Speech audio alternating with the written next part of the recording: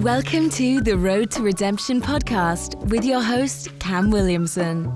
Each week, Cam sets out to shatter the labels and stigmas associated with mental health awareness by giving life lessons and raw overviews of events happening around the world. Well, 2/3 of the family or part of their families are in Washington, D.C. right now. Yes, sir. And they're going to have to turn on the TV and see that tonight, not even with the rest of their family. This was wrong to do it this way. The video needed to be released, but the family should have got to see it first. Appreciate it. Thank you, sir. The mayor said chicken. It was chicken Yeah. to release that video the way you did it. That part of that video was not supposed to be in what they're doing on Sunday. That was not supposed to be there. They did that for ratings and they did that for money. And that's the only reason they put that out there. What about the cops? Are they chicken? We're going to handle that. He said that they did a good job. You still think they did a good job? Adam, I'm not going to get into an argument with you on that deal. I haven't seen the video yet, but I can tell you that one of the officers you called that got grace in that deal, in that video, he goes back down that hall 3 times trying to get in that room. 3 different times. 3 different You ask times. everybody if they think that. I know what everybody thinks, and we need to let the investigation come through. He's a chicken. You got hit grazed by sheetrock. Y'all are attacking the media. Y'all should attack Yeah, you trying to attack them cops that did nothing. You're missing the point, Adam, because you don't want to hear but what you want to hear.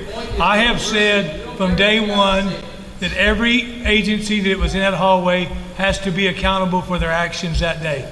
Everyone. No one will be exempt. That includes local, school, federal, state. Everyone has to explain their actions that day. Everybody has to be accountable. All right, what is up, guys? Welcome back to this episode of the Road to Redemption podcast. I'm, as always, your grateful host, Cam Williamson. Good to be back with you. Wish we were talking about something better, but we're not, because the video, the inside footage of the Uvalde, Texas shooting, if you guys don't remember already, there was a school shooting, back in June, in Uvalde, Texas, where a young kid took an AR to a school and started to shoot it up. A lot was being said about the police's involvement or lack thereof when asked for help, and finally this footage comes out. Okay, I want to start by saying this. I try not to be super judgmental when it comes to the acts of police officers, because everything should be seen in hindsight. That's exactly how you're seeing it. You're not in that moment. You're not hearing what they're hearing. They have earpieces in, things like that. So I'm giving this disclaimer up front. But I'm judging what I saw and what was put out to the public. Now, even what was put out to the public is kind of confrontational, because the chief of police in Uvalde came out and called the media chickens, essentially, for releasing it the way they did. They go, hey, the media knew that we had this plan to release this video edited for the victims' families at this certain time during this public, thing we were going to do, and you guys wanted to be the first ones to drop it, so you did.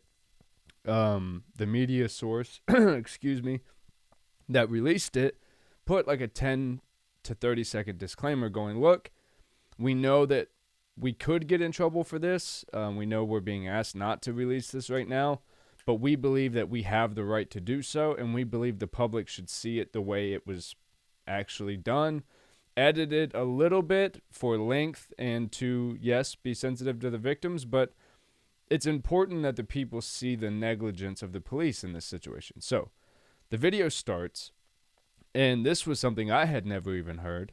The footage starts of, it looks like a truck of some kind comes speeding around this corner, takes the corner way too fast, misses what appeared to be the turn into the school, and ends up down into a ditch. Now, I could imagine adrenaline would be running, stuff like that, right? So, okay, makes sense. Oh my God, I'm at the school, what the fuck? Okay, and then he crashes. It appears like 2 either armed guards or police officers. In my school, we had like SROs, off-duty police officers that were always on the campus. That's kind of what it looked like. They looked like they were wearing gear. They kind of slowly walk up because they must have heard it or something. They make it about 3/4 of the way, and they turn and start to run back to the school. One falls to the ground, and I think they're being shot at or something. So they run back in. The next bit of footage is just a very blurry shot of the parking lot, and then there's an arrow pointing to where the kid is walking into the school. Apparently, he fires 2 or a few external shots at the building. So he's shooting at the exterior. Then the first video that you see, where the remainder will play out, is in this hallway inside the school. So you see the shooter walk in, he pans in from the right-hand side, and he turns to go down a hallway. Well, about 10 paces later, there's a young kid, maybe 7 to 9 years old, walks what seems like out of a bathroom or something, sees him, and kind of immediately ducks behind a corner. Now, this is important. The kid immediately kind of gets behind the wall that he had just come around from, and he goes, oh, shit, that's a guy with a gun. Now, he doesn't say this, but you can kind of see, oh, man, what's that? And you can tell this kid's natural instinct is this is not a game, this is not a drill, and he takes off back around the corner he just came from. Okay, so a couple minutes goes by, the shooter goes down a hallway, you hear some bangs, some shots, right? A couple minutes goes by, I think it's somewhere around 3 to 5 minutes. A team comes in. Now, a team of police officers moves in, and they stay kind of at the ready behind one, and I'm going to show pictures inserted here.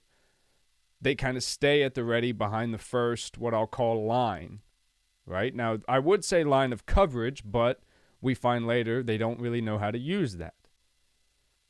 So in the span of a few minutes that this team of officers is standing there, one of them checks his phone. And importantly, the background of his phone is the Punisher logo with an American flag. So if you guys are familiar with this show, I talk all the time about mass projections, the people that be the lion, not the sheep, and I'm the sheepdog to the sheep, and all this, I'm the protector, and I'm the Punisher, and I'm this big tough guy attitude. And let's not forget, there was a guy who got in trouble in the military because he had some funny shit engraved on the side of his rifle when he made a shot that killed someone. And I think a police officer in civilian life had the same thing. So these little symbols, these little badges of identity that, again, I was an MP in the military. I was the guy wearing an operator's cap. I loved Chris Kyle. I wore the Punisher symbol. But I saw what it became. It became this badge of identity crisis, right? So, and I noticed that because this same officer is just standing around. Now, I'm pointing this out as a former military personnel. A lot of these officers that are lined up are severely out of shape. They are heavier than you would expect a healthy law enforcement individual to be. Now, that's a popular thing in today's day and age. I, as someone who's been arrested quite a few times, have driven past traffic stops on the side of the road and going, man, you better hope that none of these guys ever decide to make you run this out, because they're making it 10 steps and they are gone. And that's the situation that we find ourselves in so many times, really, in these law enforcement to civilian confrontations, this being separate. This is a mass shooter. But when you are afraid that your physical fitness cannot stand up to the situation you're in, you are more quickly going to go to excessive force, right? So this officer checks his phone. Why is that important? Well, there's shots going off in the school and stuff. Now, again, we don't know what they're being told, but we know they're being told to stand down from this situation. Known to, I think, everyone at the time, there was no other law enforcement official teams in the building responding to this situation. You could hear kids screaming. You could hear teachers screaming. Like, there was shit going on. The next time that, next picture that I'll show that's important is now a SWAT team or a fast action response team of some sort moves in because they're in more tactical gear. They've got the helmets on, and they've got shields, right? Now, the shields are important because prior to this, there was an officer who was attempting to get view down the line of sight of the hallway that the shooter had walked down, but he was up against a wall. Now, the way getting cover works and observing behind cover is you stay as much behind. So if this is a wall right here, now I have to get on the other side, I guess. If this is a wall and I need to see around that wall, I need to be as much as I can around this wall with as little of my barrel of my weapon pointing out behind that wall as possible. Because if all this here is cover and all this is exposed, I can only afford about that to be seen. right? But this officer is on this side with his weapon pointing out this way with only very little of his body behind cover. Hey, you clearly in the moment don't remember basic training techniques of how to protect yourself. This is a problem. Checking your phone in the middle of a situation, again, all signs that we have major problems here. So then the riot control team, SWAT looking team shows up.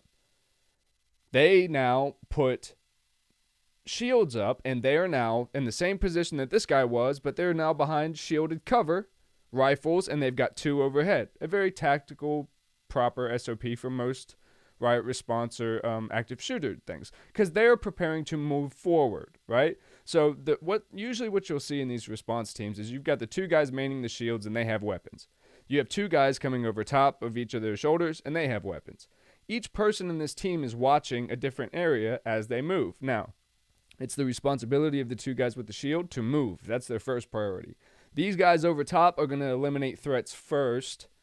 These guys are going to start shooting if absolutely necessary, and they can. If action starts, the formation will stop moving, everyone will get behind cover and respond to what's necessary, and then they'll keep moving as necessary. But you want to keep moving. You don't want to just stop and become a sitting duck, whether you're behind a shield or not, right? Because those shields aren't invincible.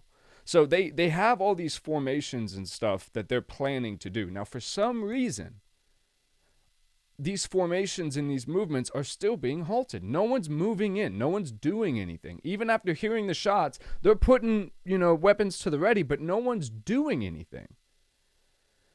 Moments go by, and you're hearing shots and you're hearing screams. More officers are showing up. One dude shows up and puts fucking hand sanitizer on. What the fuck are your priorities right now? Then they show up and action really starts heavy. And guys start to move forward. And a guy who seemingly was in charge, he looked more administrative, not so much ready to go kind of thing. And he kept shutting it down. Stand down, stand down, stand down.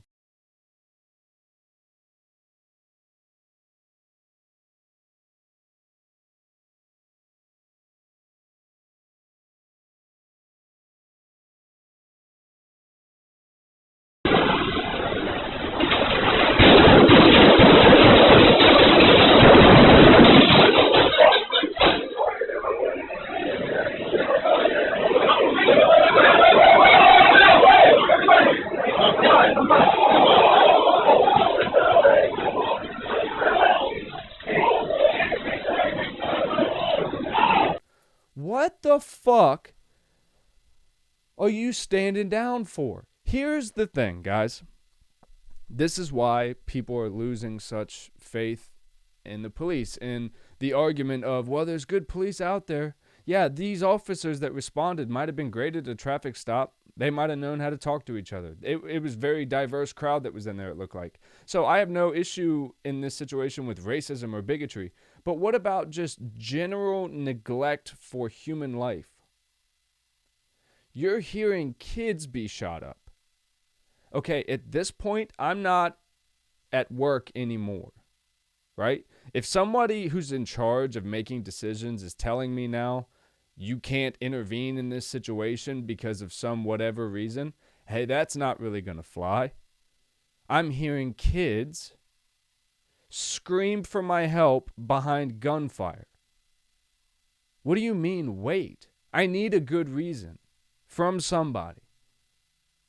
Calling the media chickens for putting this footage out early because it didn't come out the way you wanted it to come out. Well, hey, sorry you didn't get a chance to control the narrative. Because I'm sorry, but that's always what happens. Anytime any sort of system, official authority of any kind has to explain why they did something or didn't do something, it's always like, well, let us get our ducks together first and then we'll come out with an official statement. No, motherfucker. Answer the question. We have questions now. Answer them shits now. Don't give us some la-di-da-di, everybody gave us this, officially articulated. No, man.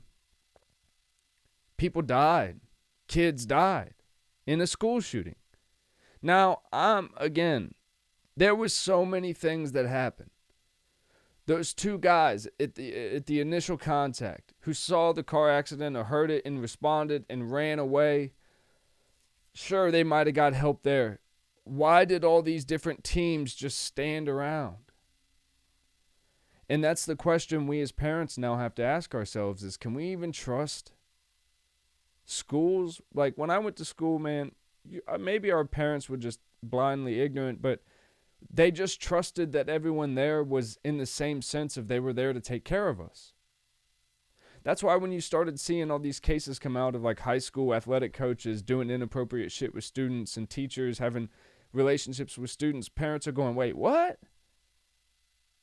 I don't know why we were still thrown off after finding out for fucking years that the Catholic Church has been fucking kids, but now all of a sudden, all this evil and shit that's going on in schools, we still expect that just, oh, there you go, you've got my kid, everything that I love and care about in my life for 8 hours.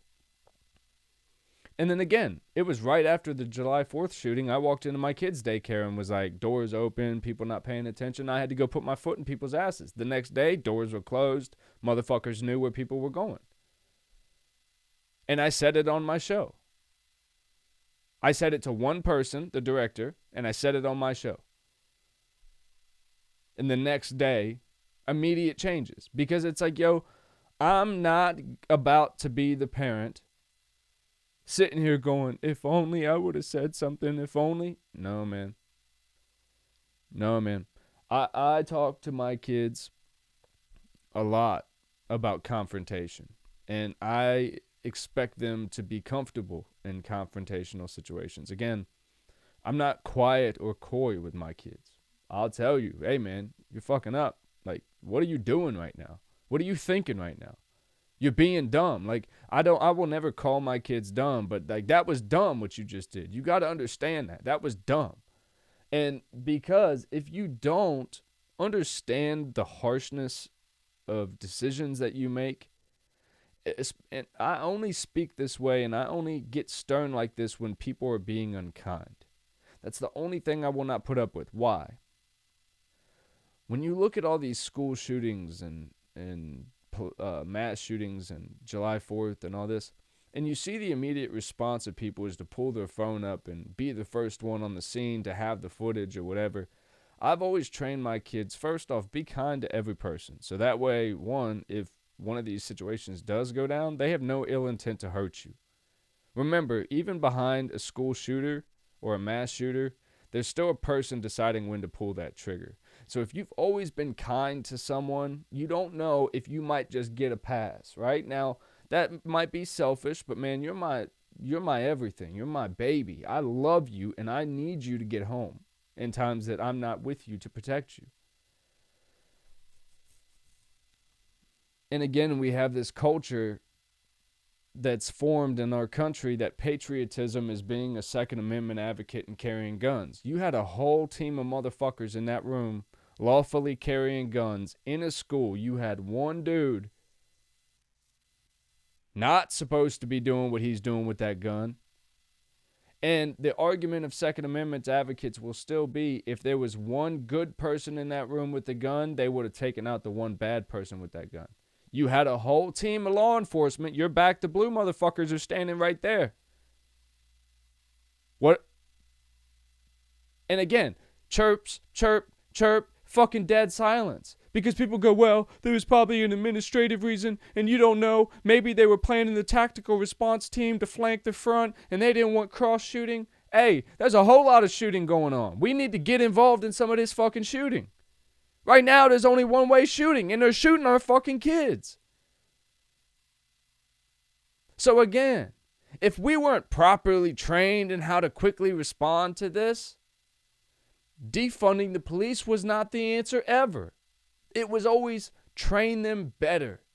Get them to understand what they're dealing with.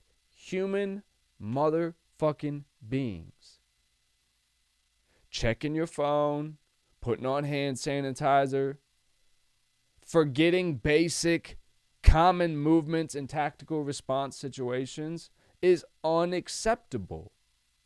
Now again, had it been shown that this guy pulls his phone out of his pocket, regardless of what his wallpaper is, sends a message and a group message to his family, shit's going down, I love you so much, love dad, send, we'd be having a different conversation.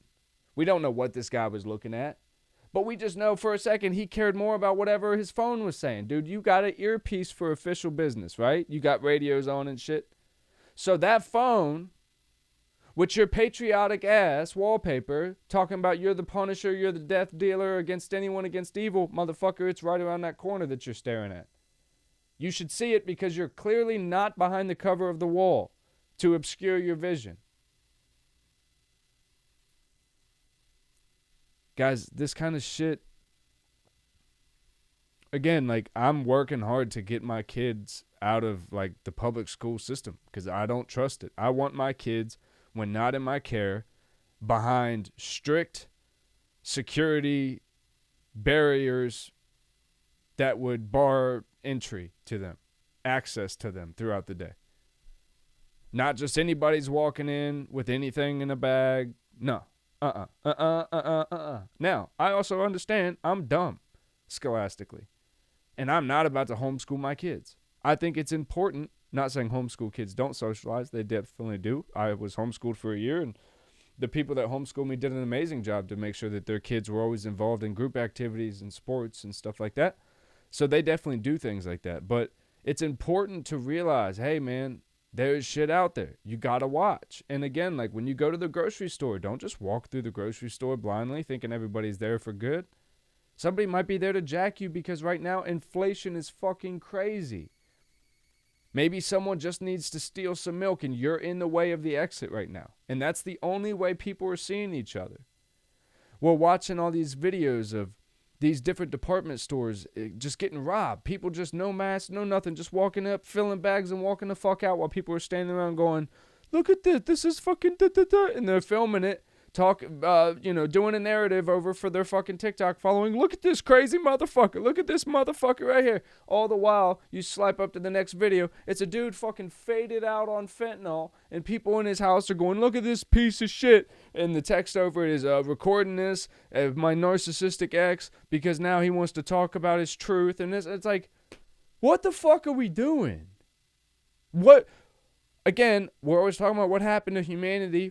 How can we fix this? What can we do?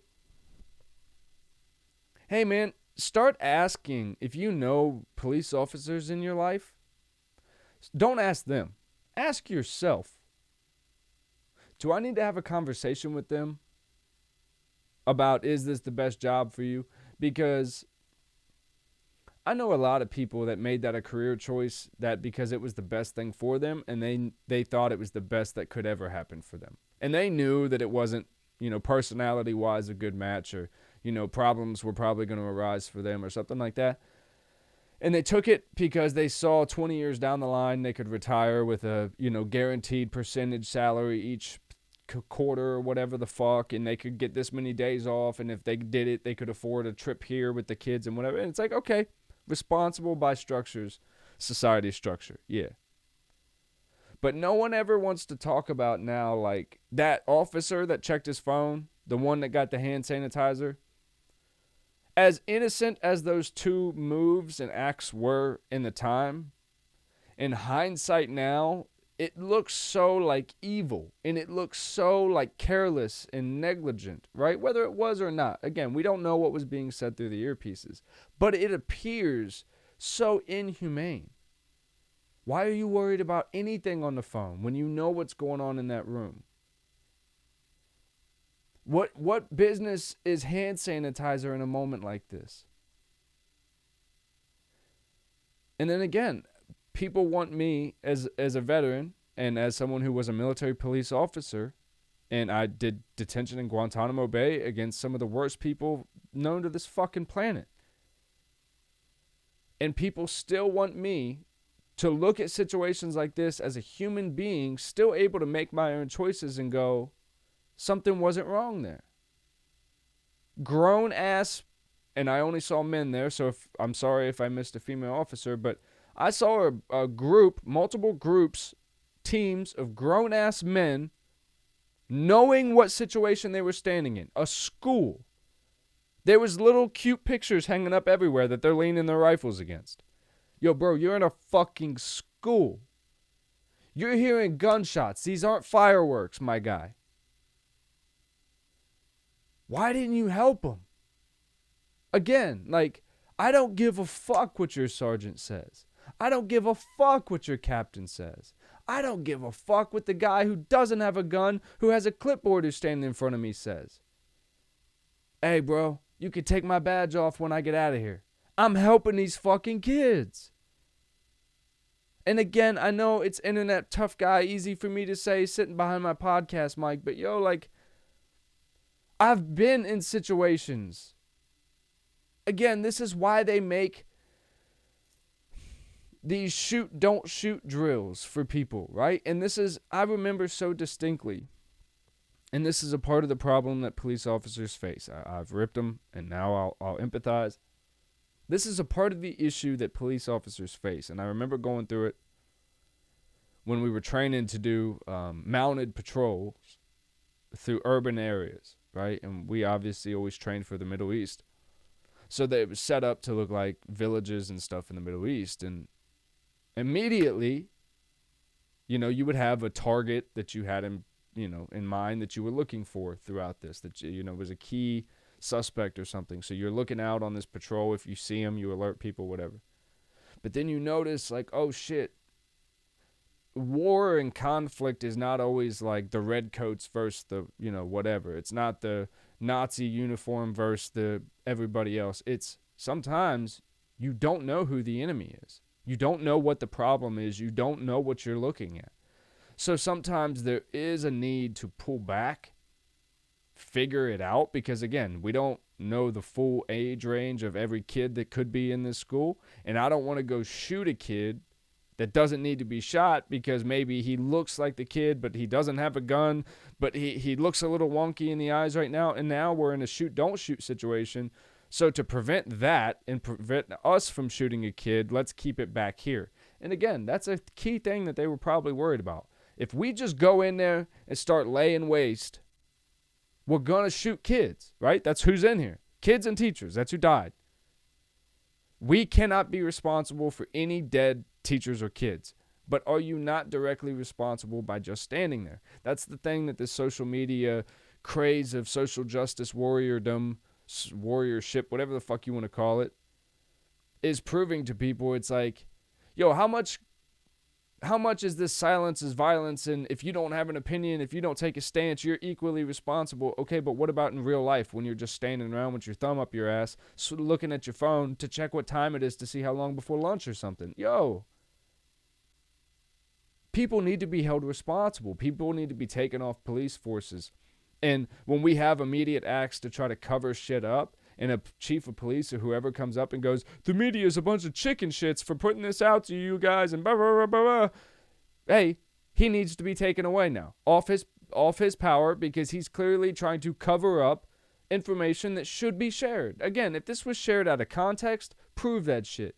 Show that there was communications going on. Tell your side of the story. But, yo, people deserve to know. No more of this like, oh, it's behind the door in the paperwork. If you look on the county records in 6 years, it'll show up after we finally finish filing the whole trial once it's finally done.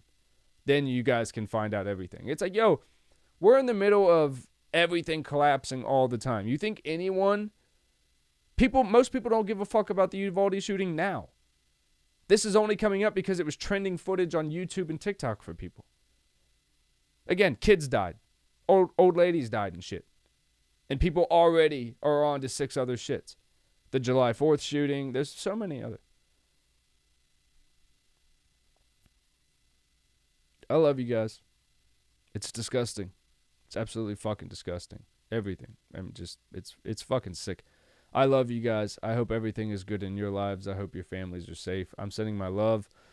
It doesn't mean shit. Again, I'm one of these people that I hate that. Sending my thoughts and prayers, like, that doesn't mean shit to the victims of the Uvalde people. But again, it's hard not to talk about this shit and have any sort of stance on it and not end, or at least say at some point, like, I send my severe and most sincerest condolences to their families, because like, yo, maybe some of them didn't have to die if some of those officers would have responded or been allowed to respond or whatever the situation was. Like, fuck, man.